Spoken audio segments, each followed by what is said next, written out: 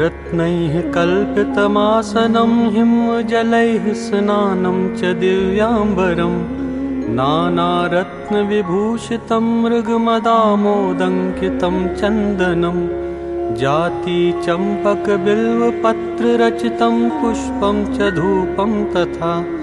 दीपं देवं दयानिधे पशुपते हृत्कल्पितं गृह्यताम् सौवर्णे नवरत्नखण्डरचिते पात्रे घृतं पायसं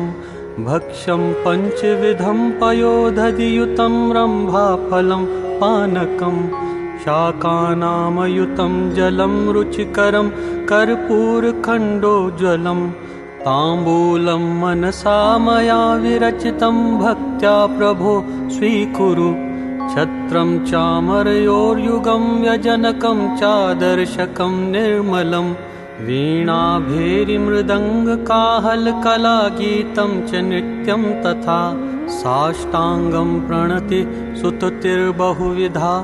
एतत् समस्तं मया सङ्कल्पेन समर्पितं तव विभो पूजां गृहाण प्रभो आत्मा त्वं गिरिजामतिः सहचरा प्राणाः शरीरं गृहं पूजा ते विषयोपभोगरचना निद्रा समाधिस्थितिः सञ्चारः पदयोः प्रदक्षिणविधिः स्तोत्राणि सर्वा गिरो यद्यत् कर्म करोमि तत्तद् अखिलं शम्भो तवाराधनं करचरणकृतं वा कायजं कर्मजं वा श्रवणनयनजं वा मानसं वापराधं विहितम् अविहितं वा सर्वं एतत् क्षमस्व जय जय करुणाब्धे श्री महादेव शम्भो जय जय करुणाब्धे श्री महादेव शम्भो।